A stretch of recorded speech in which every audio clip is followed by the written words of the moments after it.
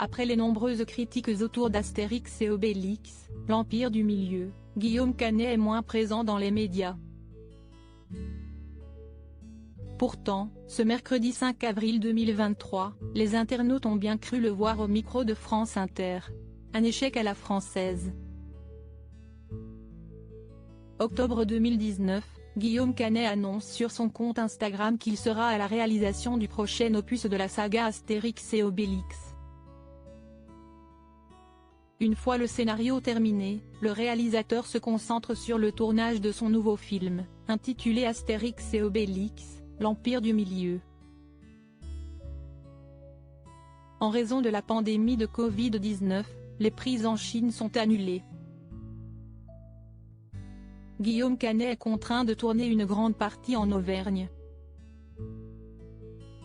Résultat, retard dans la production.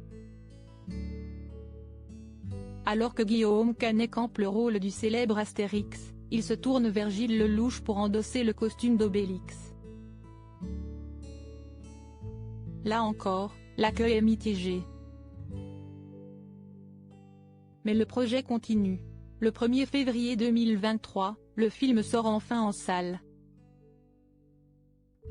Et là, c'est la douche froide.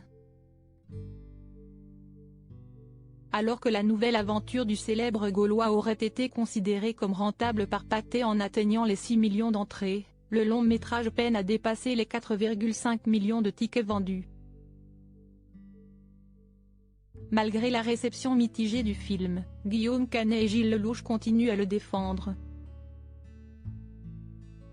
Échec au cinéma, succès en musique, l'amitié entre Guillaume Canet et Gilles Lelouch est forte, et remonte à déjà bien des années. C'est ainsi que le 13 février 2020, sur Instagram, le réalisateur a dévoilé l'une de ses trouvailles, un sosie de Gilles Lelouch. Mais la roue tourne point en effet, ce mercredi 5 avril 2023, les internautes ont été persuadés d'avoir trouvé son sosie. Au micro de France Inter. Il s'agissait en réalité de Thomas Bangalter, l'un des 2 membres du mythique duo Daft Punk.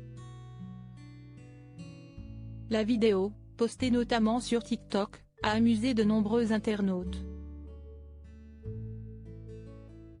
Guillaume Canet, on t'a reconnu, Guillaume Canet ça va calme-toi on sait que c'est toi, peut-on ainsi lire dans les commentaires.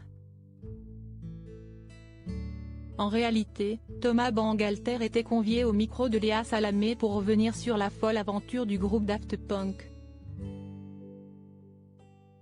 Que ce soit Get Lucky, Instant Crush, Harder Better Faster Stronger ou encore End of the Line, ces morceaux sont encore iconiques.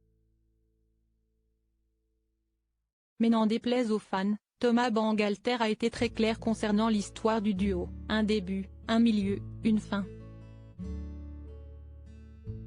Le reverrons-nous sous son célèbre casque ou au casting du prochain opus de la saga Astérix et Obélix? Mystère.